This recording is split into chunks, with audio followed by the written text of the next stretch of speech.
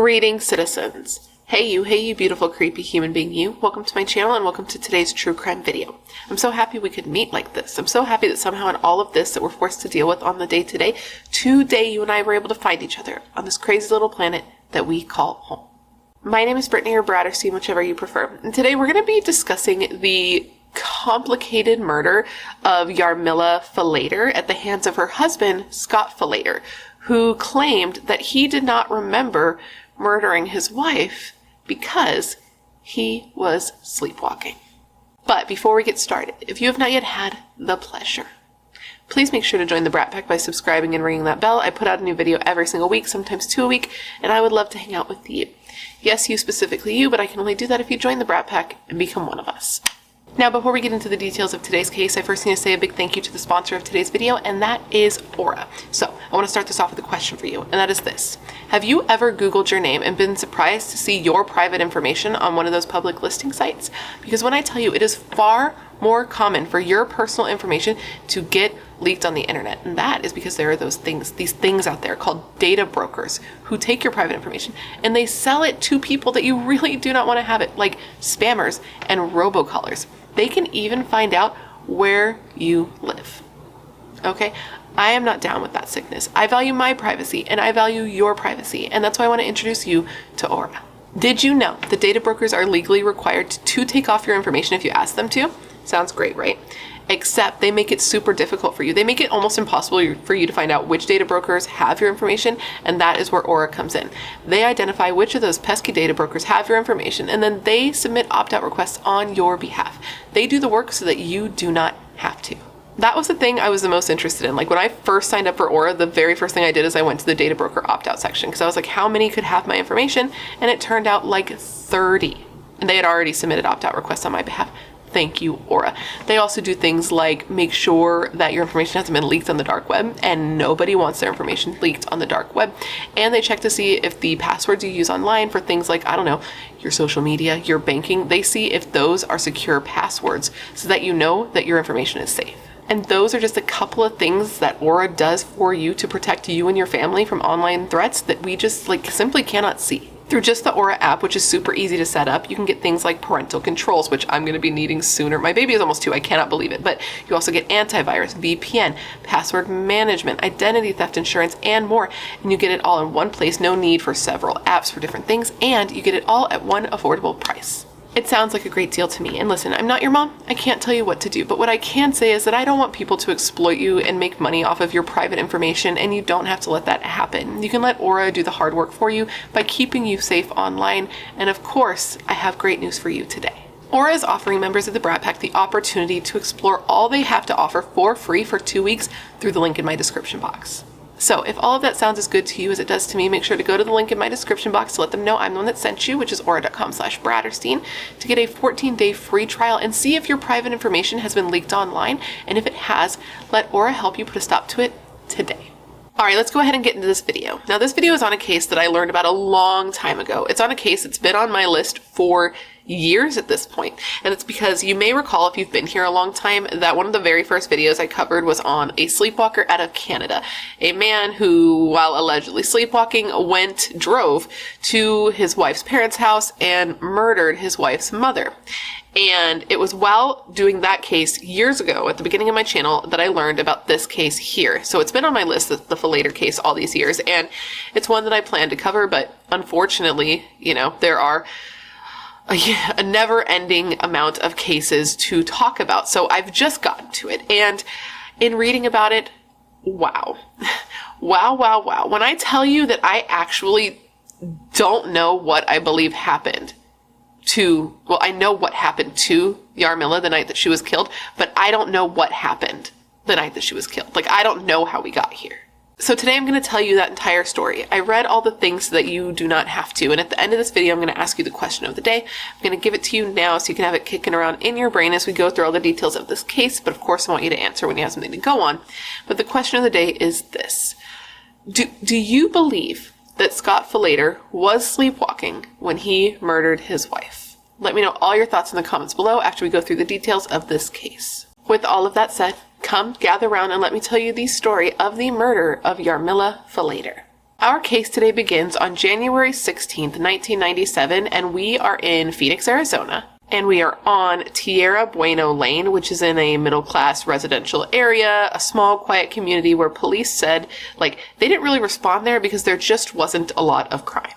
So it's just about 10 p.m. when a man named Greg and his girlfriend Stephanie, who were in a home on the street, started hearing sounds coming from outside that sounded like crying or moaning.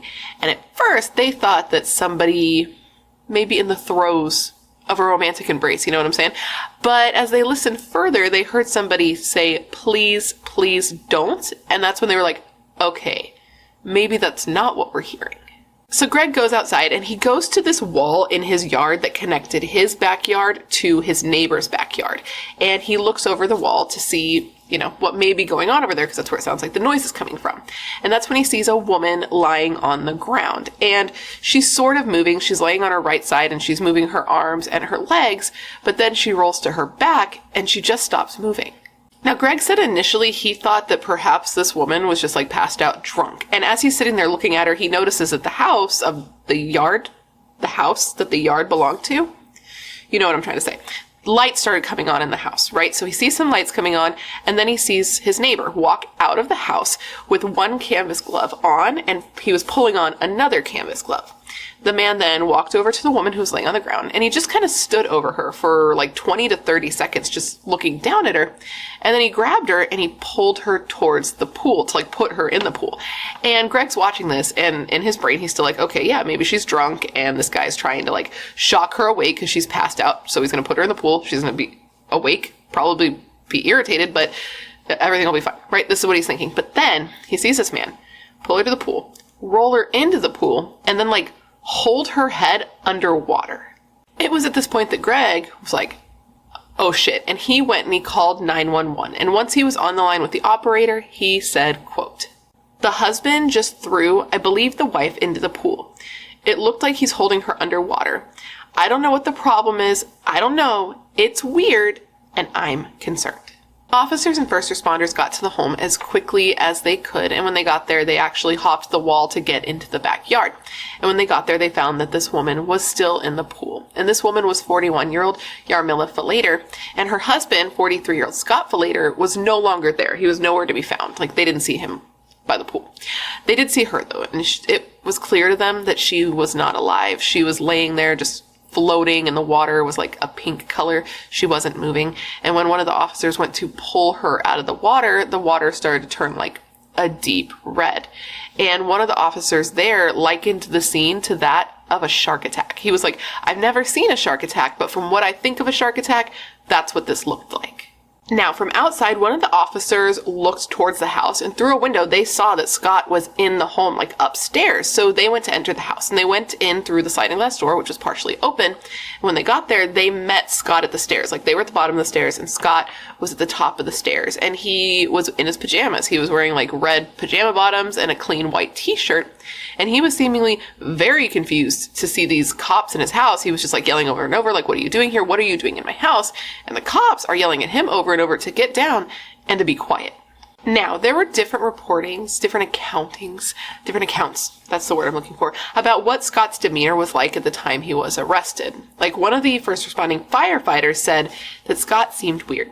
He said that he had been on several, 200, when I say several, lots of homicide cases to render aid to the victim and see if, doing his job. He had been there for lots of different homicides. And he said that Scott was atypical in the way he was acting.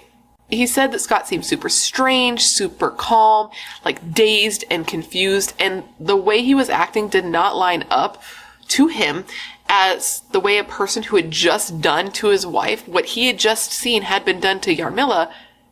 This sentence has gone off the rails. He was like, this guy is not acting the way I would expect a man who just stabbed his wife over and over, which I haven't told you yet, everything that's happening here, but she was brutalized. And he was like, this guy's not acting the way I would expect a man who had just done that to act. And he said that he seemed like calm and sleepy, and he didn't seem pumped and sweaty like you would imagine one might seem after committing such an act. I think I got that out in a way that makes sense. You let me know. But that was the reporting of the firefighter. One of the cops that was there, one of the people who was actually arresting Scott, said that Scott seemed super out of breath, like he had just done a workout. Either way, officers are arresting Scott, right? They're trying to take him into custody, and they ask him, like, who else is in the house? And he tells them that there are 3 other people in the house. His 2 kids, his son and his daughter, and his wife, Yarmila. And this was weird because officers had just seen that Yarmila was dead in the pool in the backyard. But based on Scott's statements, it would seem that he didn't know that that's where she was. So Scott was detained, and officers moved through the house to, clear the home. And that's when they found that, yes, Scott did have 2 children. This was 12-year-old Michael and 15-year-old Megan. And both of them were just asleep in their beds. So they were woken up. They were woken up by police telling them that their mom and dad had gotten into a fight. And in the fight, during this fight, their mother had been killed. They went to bed with a totally happy life, and woke up to a nightmare. Okay? And then on top of learning this, they had to learn that once Scott was informed that his wife had been killed and that he was the one that did it, he told police that he had no idea that this had happened. He didn't remember any of it because at the time that it happened, he had been sleepwalking. Now, let's go back and talk about Scott and Yarmila, and then talk about how we got here. Scott Falater and Yarmila Kleskin met while they were in high school. Yarmila was said to be a very happy person, a very spunky and saucy and sarcastic girl.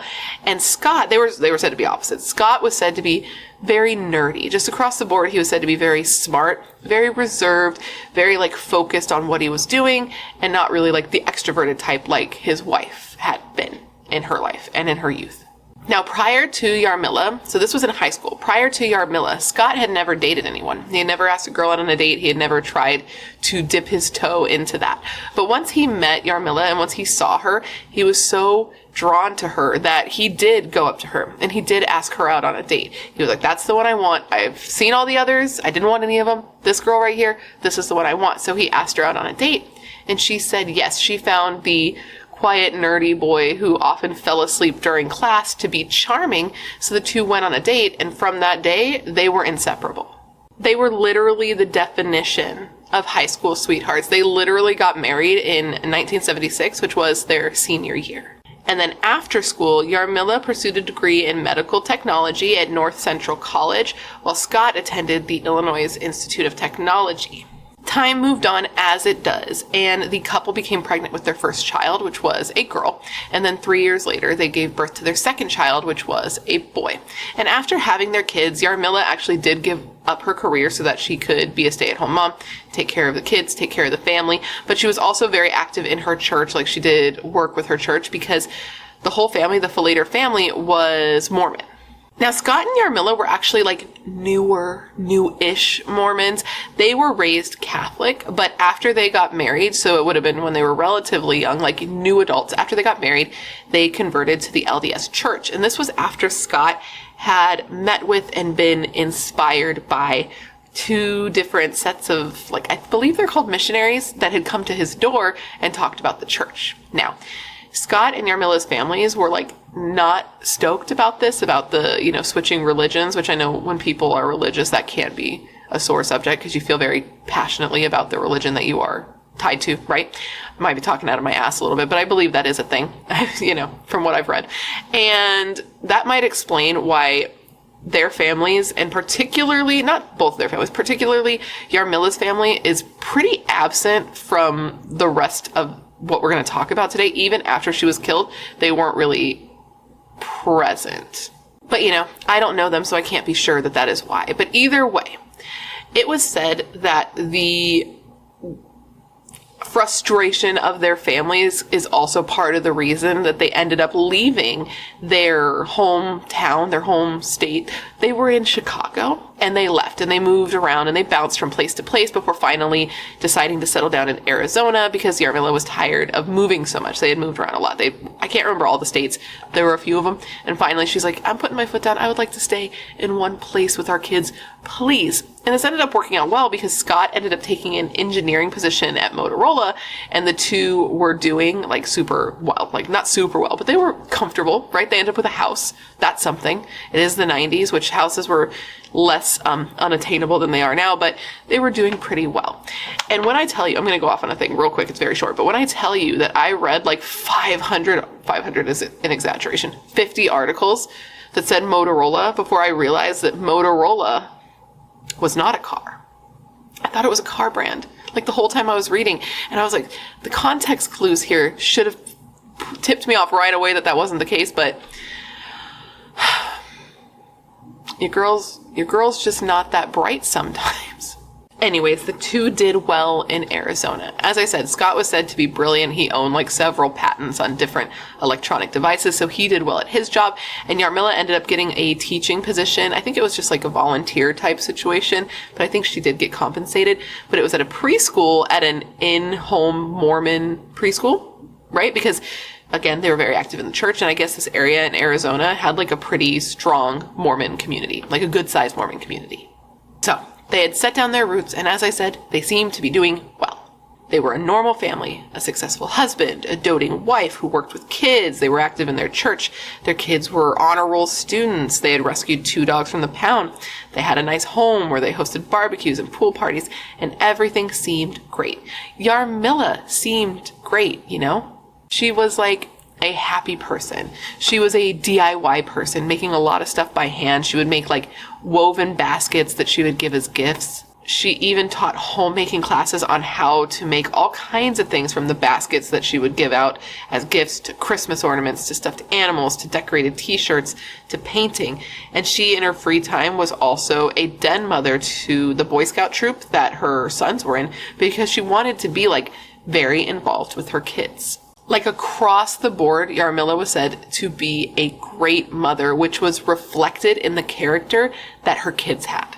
She just like really loved kids. She found a lot of satisfaction not only in, you know, being active with her kids, but also the in-home preschool that she worked at. She loved being there. She loved being around the kids. She thought that they always had like the most interesting things to observe and to say, and she thought they were so cute and so funny, and she would go out of her way to like make them giggle and laugh. She would always wear like colorful socks just so the kids could see them and think that that was so, you know, so silly, because kids are such sweet, simple souls.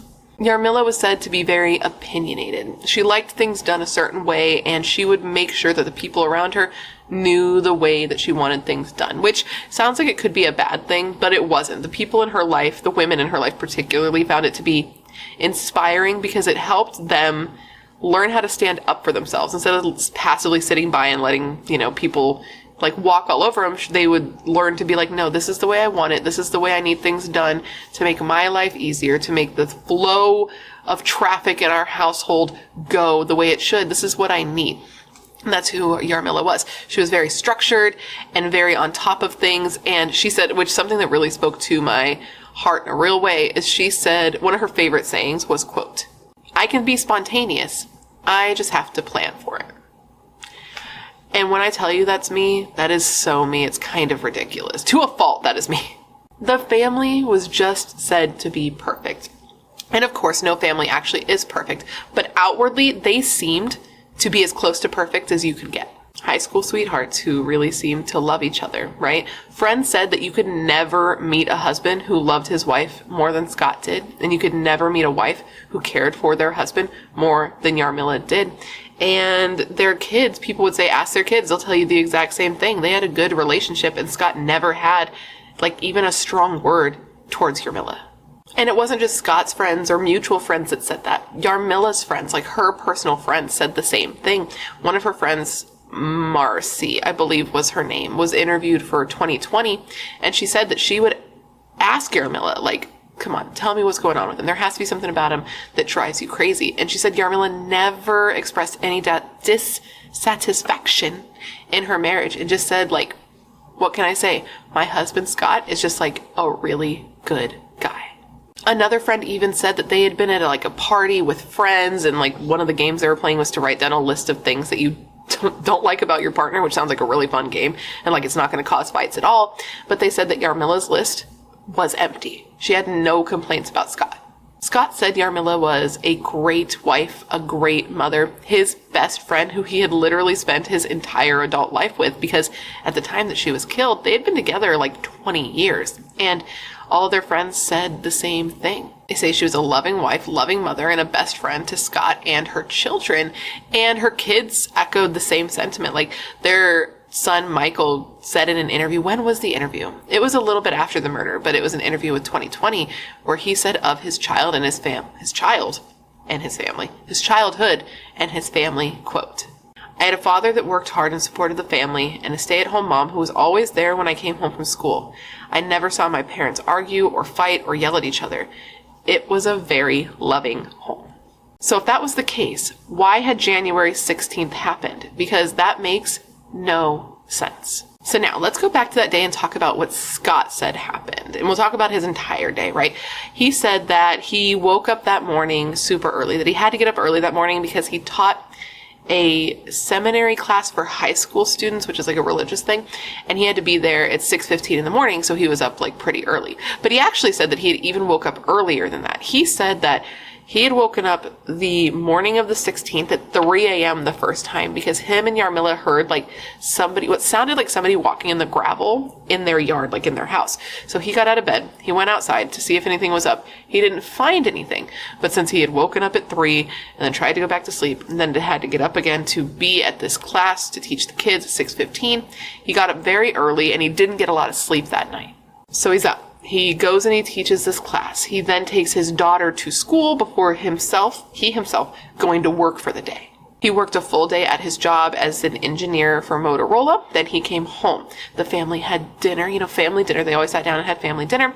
Then they watched some TV together. And then he went and started working on his lesson plan for his religious class that he was going to be teaching the next morning. So he had a lot going on that day. Scott said around 9 p.m. that night, which is when his kids went to bed, actually, which I didn't think I was going to mention, but I'm going to mention. His kids went to bed at 9, and around that same time, Yarmila came to Scott and asked him if he would go and try to fix the pool filter in their yard. I guess there was something wrong with the filter. There was something wrong with the O-ring, which I don't really know what an O-ring is, but she was worried that the pool was going to turn green, so she asked him if he'd do it. He's like, yeah, no problem. He goes in the yard with like a knife to try to fix this pool filter, and I guess the O-ring was stuck, so he's trying to jam it out with a knife, and he's not having success. To be fair, it's dark, and he's had a long day, and he's tired, so he's not having a lot of success with this, and he ends up giving up. He's like, I can't do this. It's dark. It's not productive for me to try to do this. So he goes back in the house, and when he goes inside, he sees that Yarmila is asleep on the couch. She had been watching ER, and she fell asleep. So he wakes her up. He gives her a kiss. He tells her that he was not able to fix the pool filter, but he will try again the next day. Tells her goodnight, and he goes up to go to bed. And he says this is between 9:30 and 10 p.m., and then he went to bed, and he crashed super hard, super fast. He said the next thing he knew, he woke up in his room to the sounds of noises and people screaming and like talking in his house. So he's like, what's going on? And he goes downstairs to officers with guns drawn on him, telling him to get down and taking him into custody. And he says at this point he was hopelessly confused, had no idea what was going on, didn't know that his wife had been murdered, and didn't know why they thought he was responsible. And he said of this quote, "It just didn't seem real. I'm not sure that I was 100% coherent while I was sitting in the police car. I'm not sure that even until I got to the police station that I was 100% convinced that Yarm was dead." So police then begin talking to Scott, and he tells them like he understands that his wife is dead, and he understands that they think he was involved, but he doesn't know why they think he was involved. And this is when the officer tells him like, well, we think you're involved because your neighbor literally saw you do it. Your neighbor saw you take your wife, put her in the water, and hold her head underwater to drown her. Scott is taken aback, and he tells the officers, like, I don't remember anything. Like, I just don't remember anything. And apparently he also told the officer, like, I hope you don't think I'm a bad guy. But the officer did think he was a bad guy, and the officer didn't believe what he was saying at all. He thought it was all complete bullshit, and he said of this, quote, "The only thing I believed about his story was that his name was Scott Falater." Anyways, Scott was arrested, and he was being charged with the first-degree murder of his wife. So Scott gets an attorney, and I can only imagine that when this attorney, like, looked at this case, they had to have just been like, fuck, because it just seemed like such an open and shut case against Scott, because they had this neighbor's testimony. The neighbor was going to testify at court to everything that he had seen, and his client was just saying that he didn't remember doing it. So he only really felt like he had one course of action, like one defense at all to go with, and this was to say that Scott was not guilty by reason of insanity, because that's really all he had to go on. The sleepwalking thing hadn't come out yet. Like, that hadn't been something that they had determined was what they believed to have happened. So they were like, okay, he committed this murder. He's saying he doesn't remember at all committing this murder. He must have been insane when he did it. Like, what else? What other explanation could there be? That was until his attorney learned from his family that Scott had a history of sleepwalking. So his mom and his sister told his attorney that Scott had sleptwalked when he was a kid, when he was a teenager, and even when he was an adult. They said that he would get up, get fully dressed, and come out into the living room like he was going to leave for school, but it was midnight. They said, his mom said that when he was like 15 or 16, so like a bit of an older teenager, that he came out into the living room fully nude, butt-ass naked, buck-ass naked. Which is it? Naked as a jaybird. And that the next day when they would ask him about it, like, hey, you remember coming out in the living room fully ass naked, bro? He would have no memory of doing these things. His family said that the only thing that they could see as like a variable that would cause it is that it seemed to happen when he was under a lot of stress, whether it be when he was still in school, so he was having like tests and things like that, or when he was older and he was planning his wedding to Yarmila while working at the same time. Whenever he was seriously stressed, he would have, instances of sleepwalking. But the first time that he ever became violent was when he was about 20 years old and he was planning his wedding to Yarmila. So I guess what happened is Scott's sister, whose name is Laura, by the way, got in the way or touched Scott while he was sleepwalking. This was about a month or two before his wedding to Yarmila, and he had gotten up and started sleepwalking through the kitchen, going towards the back door. So his sister Laura, knowing he was sleepwalking and worried that he was going to go outside, ran to get to the back door to stop him before he got there, and in doing so, she brushed up against him. And she said that when she did this, he stopped, he grabbed her by the shoulders, turned her around, picked her up, and just threw her across the room. She said that she sat there, completely confused because he had never done anything like that before, and was just looking at him. And she said the look on his face was very, very angry, a look she had never seen on his face before. She said he looked demonic, and it was just not the brother that she knew. Now, it is worth mentioning that Laura, his sister, never mentioned this happening to anyone until after Scott got in trouble. I'm not saying that it's not true. I'm just saying that is the case. She admitted that to being the case. And the whole sleepwalking defense was actually her idea first, because when she found out what her brother did to his wife, she was like, there's no way he could have done this. So she started trying to do research on it. And that's when she found that there were a lot of claims that people had been sleepwalking and had been violent. So she researched all these cases, and then she brought it to her brother, and she's like, what if he were sleepwalking? And reportedly, Scott thought it was ridiculous. He's like, that's stupid. That's obviously not the case. That doesn't even make any sense to me. And she was like, well, does it make sense to you that you murdered your wife? Does any of it make sense? Because if this isn't what happened, if you weren't sleepwalking when it happened, then what happened here? Because you killed your wife. But again, when he first heard about this, he thought it was sort of BS, but he trusted his attorney, and he didn't fight his attorney when his attorney told him that he wanted to explore this as a defense because, he's like, this is your job. We'll do what you want to do. So he was open to the idea. He was open to at least looking into it. And he did allow himself to be put into sleep studies. He went to an Arizona state hospital where he was monitored for days. They hooked him up to machines. They watched everything to see if there was anything going on in his brain that could show that he was a sleepwalker, right? Anyways, as a result of being monitored like this and seeing the results, Scott did decide to go ahead with this defense because he thought it was possible that this is what happened, because he had no other explanation. Because he's saying, remember, this is all his account, by the way. He's saying that he was reluctant. He's saying that he thought it was bullshit. He's saying that he decided to go along with it and that he started to be convinced. But that is what he says. He started to be convinced because it just started adding up to him. He was overworked. He was super stressed out. He was sleep deprived. And these are all things that can trigger a person to sleepwalk. Once in jail, Scott made a statement to the media where he said, quote, "I don't remember what happened. I do know one thing. I loved my wife. I've tortured myself 100 times thinking about what Yarmila may have been thinking as she was being attacked by me. She must have found the situation alarming, perplexing, and terrible. Which truly, can you imagine, like, if he was sleepwalking, can you imagine being this woman and being attacked by your husband unprovoked and having no idea what's going on? It sounds like the stuff of nightmares. It sounds horrifying. But that is what the defense was going to say happened, that he was sleepwalking. And this was quite the defense, because this was a super rare defense to be used in court, and an even more rare defense to be successful in getting an acquittal, because it's hard to get a jury to believe that that is even possible, right? But there are experts out there, sleep experts, that believe that crimes being committed while somebody is sleepwalking is something that happened.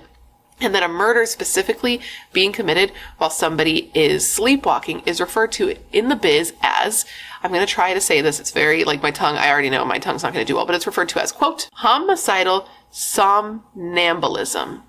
I'm going to put it on the screen. But that's what it's referred to. The lead investigator for the Sleep Forensics Association, which is a thing that exists that I did not know exists, says that this sleepwalking thing happening, is like an error switch going off in a laptop that makes the computer then have unpredictable and weird behaviors, basically, is what they liken it to. According to the same doctor, because he is an MD, so I'm just going to call him a doctor, less than 5% of people experience this error. And of that 5%, even fewer of them become violent, but it is a thing that happens. And he said that the most common factor for, violence happening with a sleepwalker is proximity to weapons, which is crazy. Like, it makes sense. Like, if you're sleepwalking, don't have weapons near you, or like just don't have weapons near you while you're sleeping, but also you want to be safe. So I understand.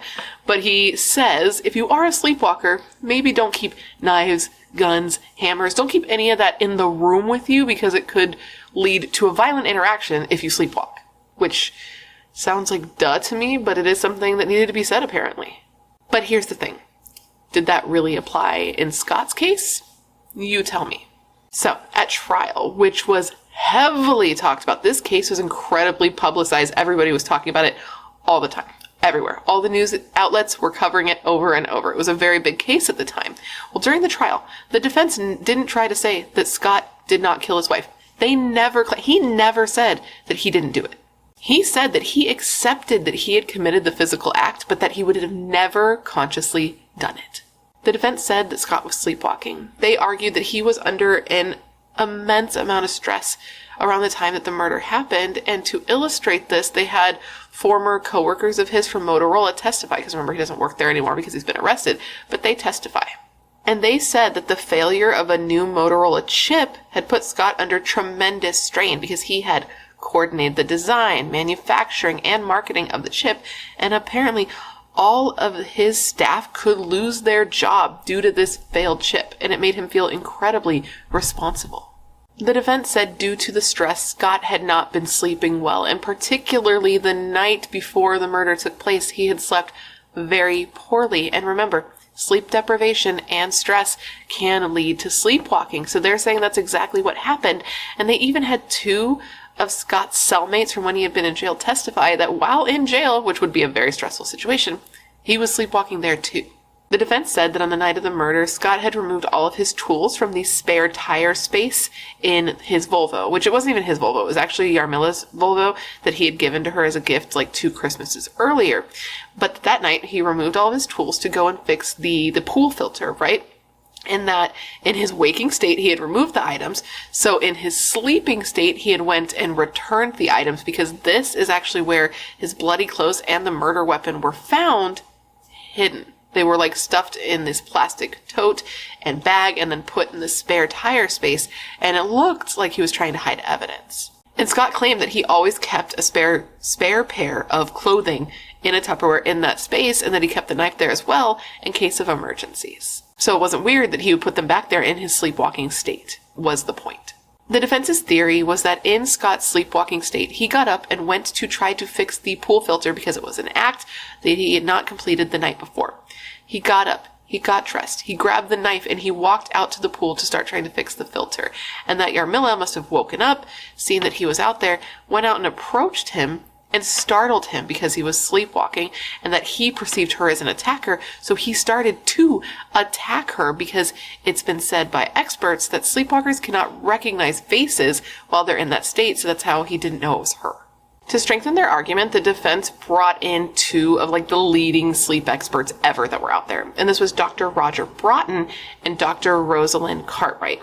And both of these people were very interesting and like very qualified, right? But for whatever reason, I really like fixated on Rosalind Cartwright because maybe because she was referred to as the Queen of Dreams. And that's very mystical sounding to me. But she is a neuroscientist and an expert on sleepwalking. Or at least she was. She actually has passed away. She passed away in 2021 at the age of 98. But she was very renowned in her field. She was an early researcher on sleep disorders and the role that dreams play in people's emotional health. So she testified for the defense. And she did this pro bono, by the way. She was so confident that Scott was sleepwalking that she agreed to testify for free. And she had actually testified in another case, I believe it was about a decade earlier, and this was, I believe, the case of Kenneth Parks. As you may recall, I mentioned this. Did I even mention his name in the beginning? That's the Canadian sleepwalking case. It was Kenneth Park, the case I covered forever ago. So if you're unfamiliar with that case, when Kenneth was 23 years old, he got in his car and drove 14 miles to the home of his wife's parents. Once he got there, he stabbed his mother-in-law to death, a woman who reportedly had a great relationship with him, and a woman who referred to him as a gentle giant. Now, Kenneth was acquitted, and his attacks were ruled as non-insane automatism. And now Rosalind was testifying in Scott's trial, as was Dr. Roger. And both of these doctors testified to the fact that they believed that Scott was sleepwalking at the time that he killed Yarmila. Though, on cross-examination, Dr. Roger did admit that it was unusual for Scott to perform so many of the acts that he had while sleepwalking. And in particular, found that it was unusual for him to have changed his clothes and tried to hide his bloody clothes. And that was the thing about this case. That was one of the main things about this case, is that Scott did so many things while sleepwalking, and the prosecution and the prosecution's witnesses and experts pointed this out. And speaking of the prosecutor, by the way, this prosecutor, I believe, had never lost a case prior to this, and was actually the prosecutor who worked on the Jodi Arias case. So fun fact for you, the more you know. So the things that the prosecutor and the prosecutor's experts pointed out, which, by the way, the prosecution and the prosecution's experts did not think Scott was sleepwalking. They pointed out a long list of things that Scott did that were odd, right? And I'm going to just give you some bullet points here because reportedly there were 65 different things that Scott did that night while sleepwalking that would be considered unusual, but I'm going to give you, a list of the things that were noteworthy to me. And the first thing started as soon as he went to bed. He reportedly went to sleep that night with his contacts in, which was not a thing that he normally did. He then got up, got dressed, grabbed a flashlight, and then headed to the pool. And this too was strange because sleepwalkers cannot tell the difference between daytime and nighttime, so why did he know he needed to grab a flashlight? Additionally, the neighbor testified that during the attack, Scott quieted his dog. Now, you remember I said in the beginning that the family had adopted 2 dogs. Well, one of these dogs was reasonably barking its head off because of what was going on, and Scott reportedly quieted the dog and motioned for the dog to lay down. And this was weird because how could he, in his sleepwalking state, hear the dog and know he needed to quiet the dog, but couldn't hear and respond to the screams of his wife? And speaking of which, he, after stabbing her, because he did stab her, we're going to get into all of her injuries at some point here in the future of this video. This is a long one, I think. But he then put on the gloves and then pulled her to the water to put her in the pool. The cold January water. He put his hands in the water, right? But this didn't shock him awake, and that was unusual. They had the fact that while sleepwalking, Scott had bandaged a cut on his hand. He had literally taken a Band-Aid and put it on a cut that he had gotten during the attack on his hand. He then he changed out of his bloody clothes. He put on clean pajamas. He took the bloody clothes and the knife and he put it in this plastic food container and then put it in the Volvo. He literally took these items that were very incriminating. He put them inside of a Tupperware, okay? Put it in a plastic bag and then hid it inside of his car. And that was a lot for somebody to do if they were sleepwalking. And then there was the murder. The attack on Yarmila was a lot for somebody to have done in their sleep. The medical examiner said Yarmila had been stabbed 44 times and that most of them were defensive wounds, but some were fatal. Some were even so deep that they went all the way to the handle of the 4-inch blade of the knife, with one stab hitting her spine, one hit her heart.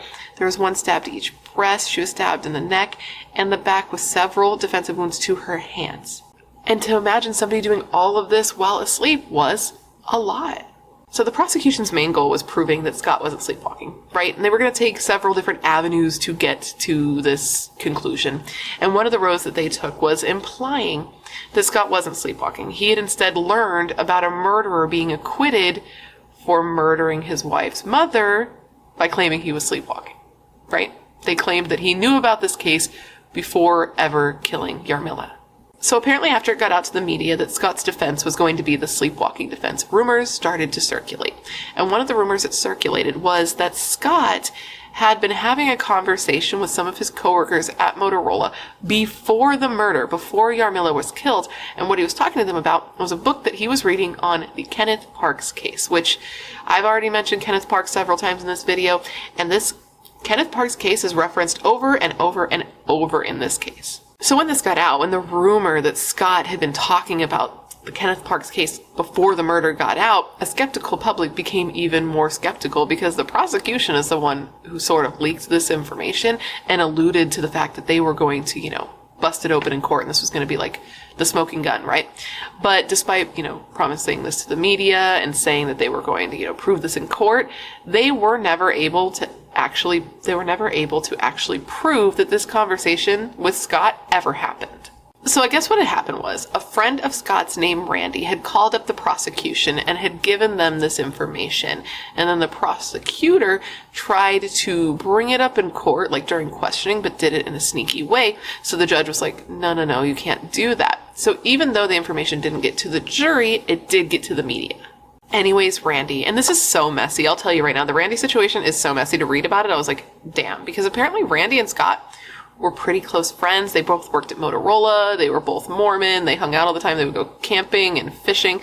They sang Christmas carols together. And I guess after Scott went to jail, his kids even went to stay with Randy and Randy's wife for a time. So basically what Randy told the prosecution is that he was talking to another one of his coworkers from Motorola. And this coworker said that about 3 weeks before the murder, Scott had been talking to this person about reading a book on the Kenneth Parks case. And Randy said he felt compelled to come forward with this information because after Scott got arrested, he started acting weird. Like he was acting in a way that was inconsistent with the Scott that he had known all these years. Which was super weird because literally a week before coming out with this information, Randy had come and he had testified. I guess at the time he was living in France now. Time goes by between a murder and a trial, right? So he's living in France now. He comes all the way back to testify at trial. And I guess Scott paid for him to come back. And he had nothing but good things to say about Scott, to say about the relationship. He said during this initial testimony of Scott and Yarmila's relationship, quote, "They laughed together, joked together, everything. From the outside appearance of things, it was a fairly healthy relationship. From my perspective, Scott was a very peaceful man towards everyone. I never saw him violent." But now he's here telling, the prosecution about the Kenneth Parks thing. And I guess that wasn't all he said. He also told them a story about an instance where Scott may have been violent. He said that he had heard about a situation where he came home from work and he was mad at his daughter Megan for not doing something or something like that. So he grabbed Megan by the hair and dragged her upstairs by the hair. But here's the thing. Neither of these things could be corroborated. They were very much like they had gone through several people. They were as hearsay gets. So let's start with the hair pulling incident. Randy did not see this. He did not hear about this from Megan. He heard about it from his wife. And his wife didn't see it, didn't hear about it from Megan. She heard about it from the mother of a girl named Angel, who Randy believes was Megan's friend. So this went through several people before it got to Randy. And we've all played telephone, right? Or we've all know what the game of telephone is, right? Things get twisted when they go through several people. Which, it doesn't mean it's not true. It's just that you can't use it at trial. You know what I mean? And when it came to the Scott reportedly knowing about the Kenneth Parks case prior to his wife being killed, That, again, Scott didn't hear. Scott heard it from somebody else at Motorola who supposedly heard it from somebody else. And they were able to trace it. They went through, they traced it back to where this whole idea came from. And they talked to the woman who the first version of the story came from. And she was like, okay, first off, no. It wasn't 3 weeks before the murder. It was a week after. It was after we learned about the sleepwalking thing.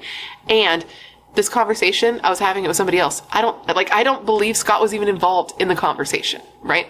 So it's just rumors on rumors on rumors. And what's even more wild about them, well, maybe this isn't the most wild. It's kind of the most wild to me is that, okay, so Randy, Scott's friend, right? Good friend who's now testifying against him for the prosecution. During the court proceeding, he's sitting like 10 feet away from Scott. They're like right next to each other. And I guess during like a lull in the trial, the two made eye contact. They looked at each other and Scott said to him, quote, "You're still my pal." To which I say, I don't know if he's a murderer, but that right there, I would not be big enough. I would not be big enough, right?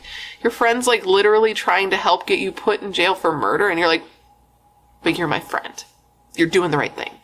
Now, why did Randy come out and say all this? I don't know. There were reports that the Falater kids were not super happy living with Randy and Randy's wife, so maybe there was a little bit of animosity there. I don't know. Or maybe it really was just like he heard these things and he felt compelled to do like, you know, you see something, you say something, and he thought he was doing the right thing. I don't know. But what I do know is that the judge was not having it, man. And the judge said of this whole situation with Randy, quote, "I've never seen anything like this before. I almost feel like I'm in the National Enquirer or the Star or the Globe or something like that. There's hearsay and there's hearsay. But here, there's hearsay upon hearsay. That doesn't work in this court and doesn't work in any court that I know of."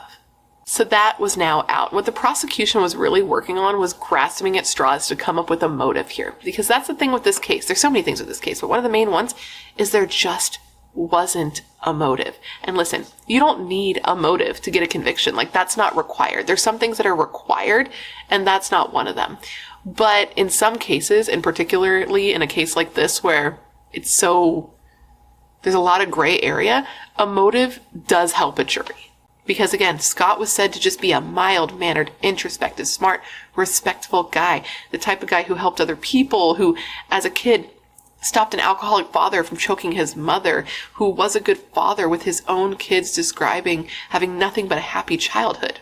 So it was hard to come up with why this guy, this nerd, would kill his wife. And I say nerd there because the defense really came up with what the media was calling the nerd defense, basically saying that Scott was too soft, too controlled, too much of a nerd to have committed this murder. And several of the defense's witnesses corroborated that and even used the word nerd, because apparently sleepwalking plus nerd does not equal murder. They were literally implying that liking science and chemistry sets instead of sports and not dating anyone but his wife meant that he could not have murdered the wife that he loved so much. So the prosecution tried to say that, you know what, Scott didn't really love his wife as much as everybody was saying that he did. And they tried to point this out and try to illustrate that the couple was having problems by saying that Yarmila wasn't wearing her wedding ring at the time that she was killed, which I never saw any reporting as to why she wasn't wearing her ring, but it's very possible, just to be like the devil's advocate, as some people like to be.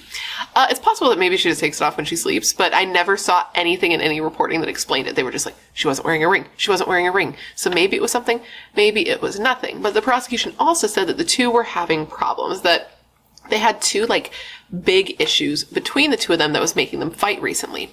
And their issues were these. These were the two issues the prosecution laid out. One, that Scott wanted more kids and Yarmila did not. And Scott admitted this. He's like, yeah, I did want more kids. But at the same time, I'm aware that my wife does 90% of the work with the kids. So even though I wanted more kids, I'm not like, give me kids now or death, which is what the prosecution's saying. And the other issue they said that the couple were having was that Yarmila was wavering in her Mormon faith, which I didn't see any proof to this either, but what the prosecution said was proof was that Yarmila refused. Yarmila refused to go into the Mormon Temple of Mesa, which I'm not Mormon, or I don't even think they like to be called Mormon. Let me know in the comments.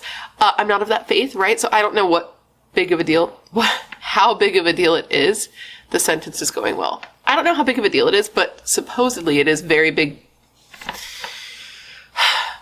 Supposedly it is a very big deal, but some Mormons or people of that faith choose not to go into the temple if they don't feel like they're good Mormons or if they're not in good standing with the church, is the way I understand it.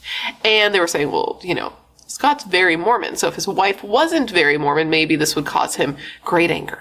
And this was something that was explored at trial, like if this could be an issue, if there could be pressure put on the couple from the Mormon community to have more kids, which they were like probably not, considering both of their kids were adults at this point, or not adults, excuse me, older teenagers at this point. It seems unlikely that people would be pressuring them to have more kids. It seems like that would be more likely when their kids were young, but this was explored.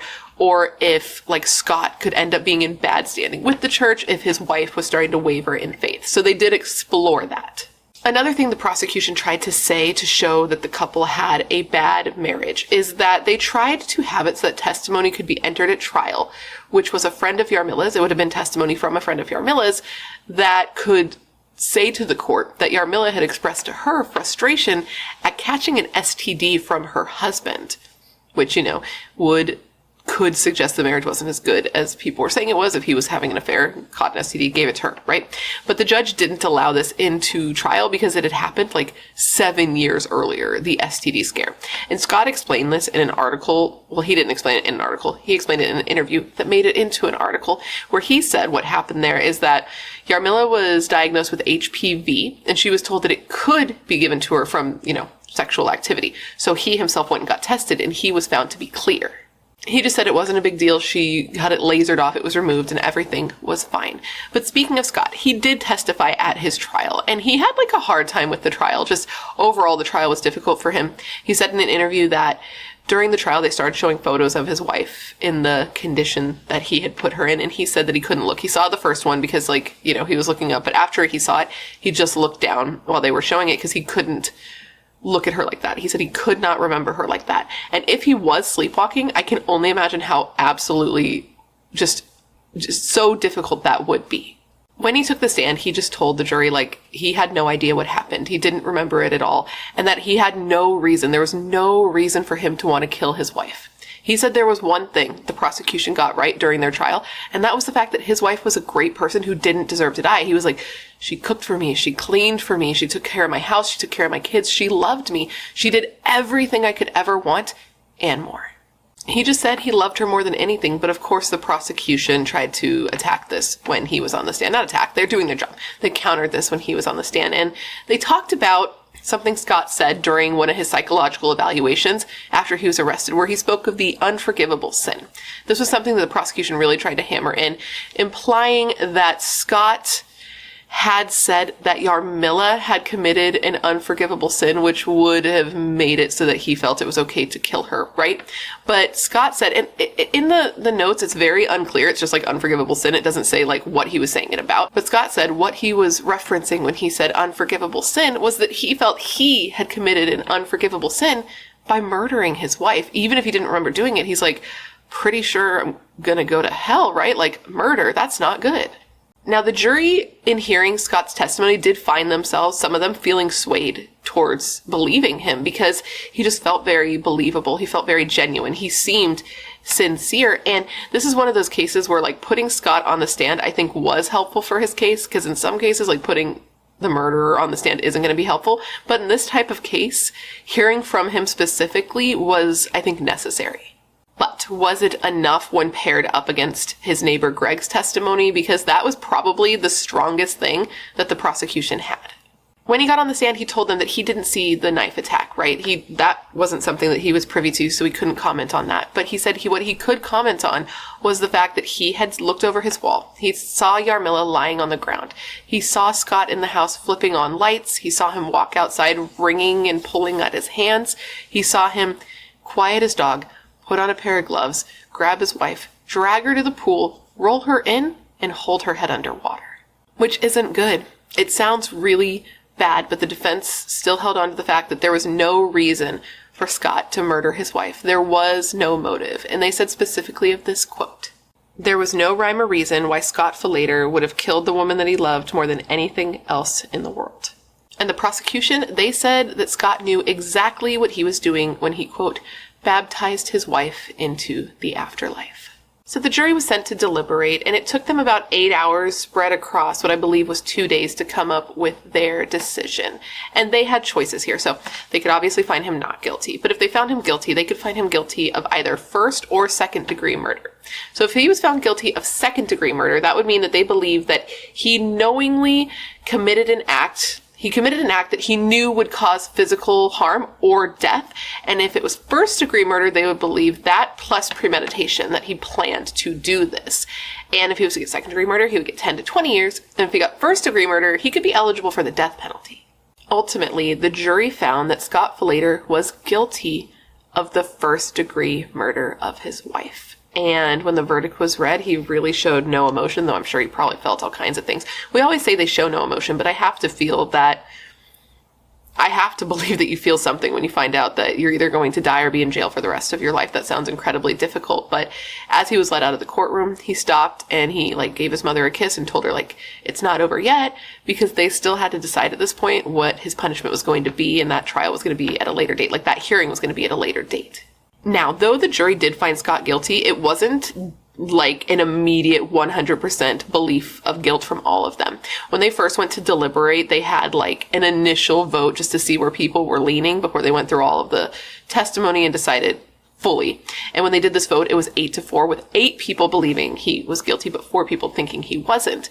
And a lot of this was because of his testimony. As I said, they felt that he was very believable and credible. Not incredible, but credible. They thought he was sympathetic, and they thought that when he was speaking, he seemed to be telling the truth, or at least that he believed what he was saying was true.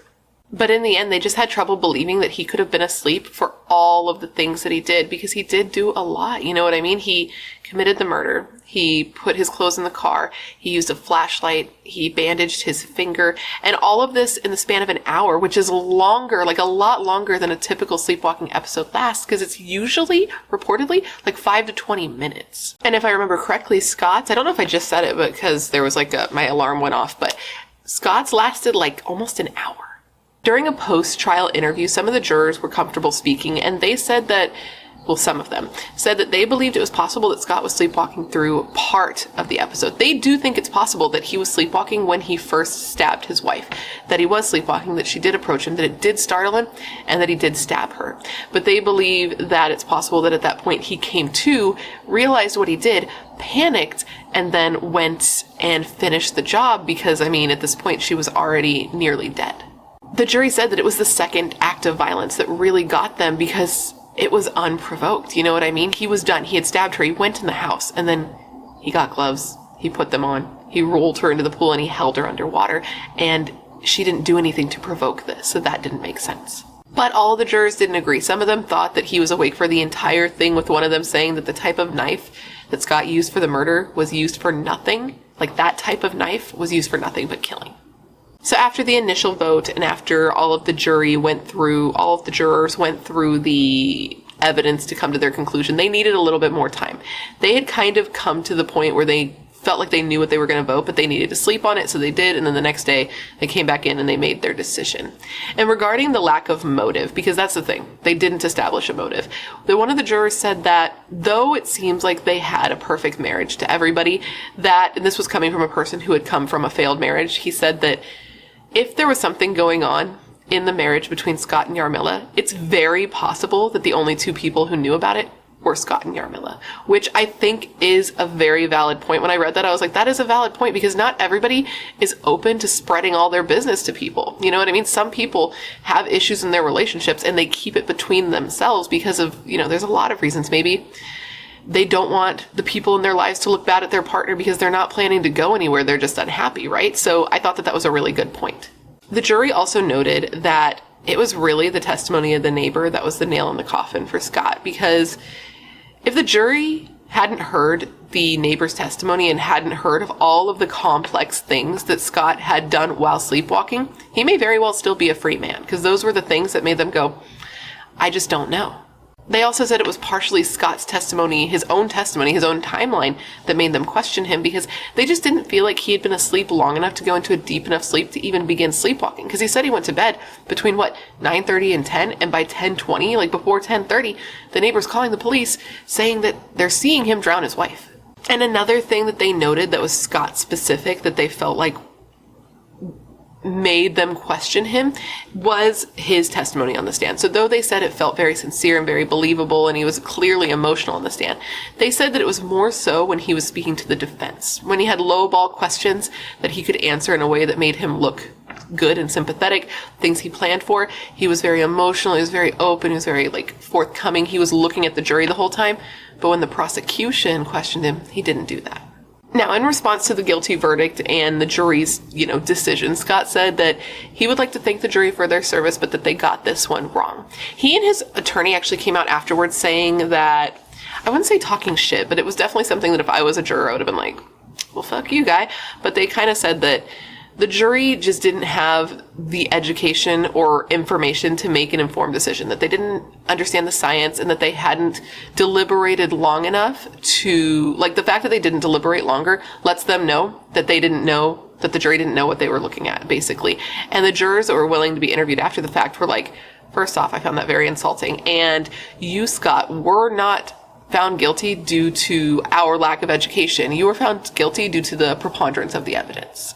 Now, as I said, Scott was up for the death penalty, but he said that the death penalty didn't scare him, that he was ready to meet God, that he knew how he lived his life, but that the death penalty would be torture for his kids, because this was incredibly difficult for his children, as I'm sure you can imagine. They supported him, they loved him, and they wanted him home. But the death penalty was on the table, and he should have been given it if the judge was to find that the crime that he committed was, quote, especially cruel, heinous, or depraved, and if the aggravating factors outweighed the mitigating factors. When it was time for the judge to determine whether Scott would be given life in prison or the death penalty, he received a lot of letters. He received over 50 letters from people asking to give him grace. And one of the people that wrote a letter was actually Yarmila's mother, which was very surprising to me, which her name's also Yarmila. Yarmila was named after her mother. And Yarmila's family, even her mom, weren't there at the trial. They weren't very vocal except for this letter. This is the only thing I could really find, which was sad. And I don't know why that is, but it is the case. But she asked the judge to be lenient with Scott for the sake of her grandchildren. And speaking of Yarmila's mom, I feel so bad for her, man. She's not alive anymore, I don't believe, but I felt so bad for her because though her and her husband Joseph, Yarmila, the daughter's father, they had divorced, right? Her parents had divorced. He literally died. The father of her daughter died in 1996, and then a year later, here she is losing her daughter.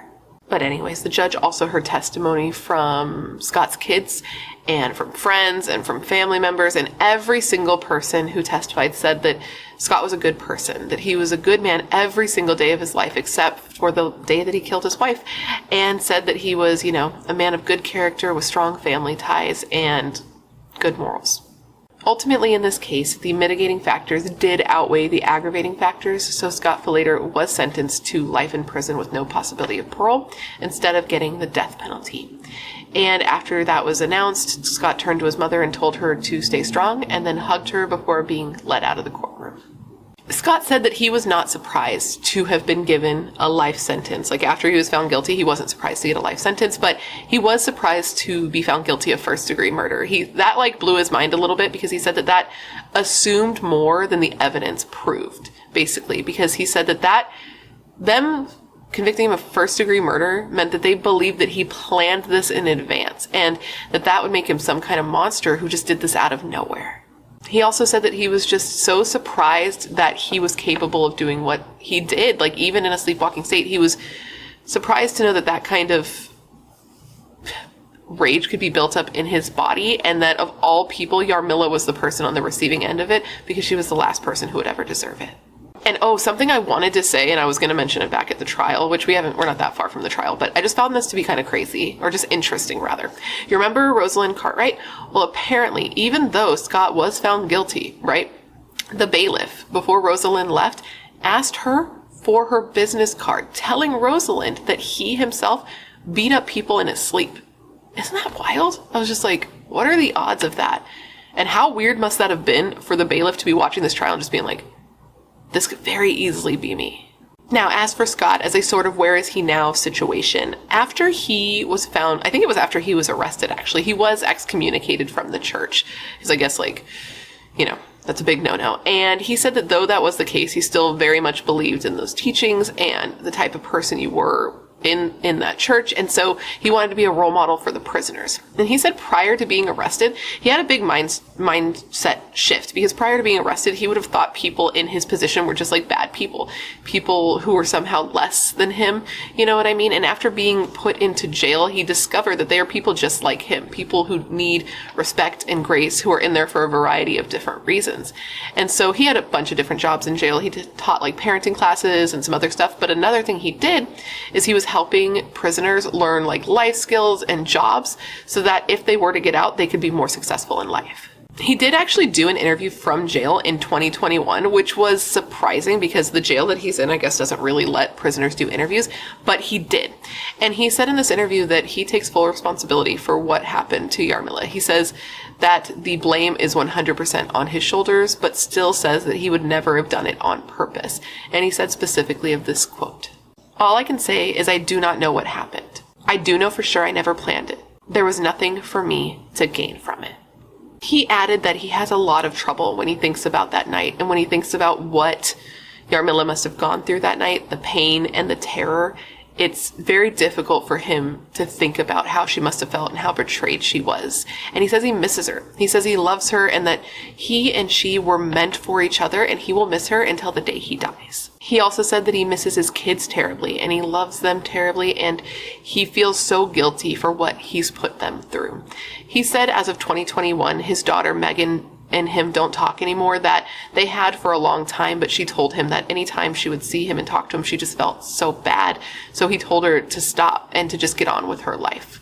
And as for his son Michael, he and Michael do still talk. They do still have a relationship. Michael said that he is still his father and he wants to have a relationship with him, whether it's in jail or on the outside, which Scott doesn't expect to ever get on the outside. He said he doesn't plan to ever be anywhere but where he is now, and that he's just trying to make the best of the life that he has now. He meditates, gets plenty of sleep, and encourages anyone with a sleep disorder to get treatment. He does occasionally get letters from other sleepwalkers, and that is a sentiment that he expresses to them. Scott was asked during this interview if he's been able to forgive himself, and he said no. He doesn't think he'll ever be able to forgive himself for what he did, but he did say that he believes that Yarmila would be far more forgiving of him than he is to himself. He says that she knows more about that night and what happened that night than he ever will, and she also knows how he's gone on to conduct himself in his life since, and he says that he's just doing everything he's doing is living for her. And he said specifically of this quote, "I want to be sure that I'm still worthy of her." And with that, my friends, is the story of the tragic murder of Yarmila Falater. I hope you found my telling of this to be informative. I hope it made sense. And of course, I just want to thank you for hanging out and remembering Yarmila with me today. Now, considering everything I told you throughout this video, I want to revisit the question of the day. And that is this. Do you believe that Scott Falater was sleepwalking at any point at the whole time? Do you think he was sleepwalking when he murdered his wife? I do not know what I think. I think a lot of good points were made.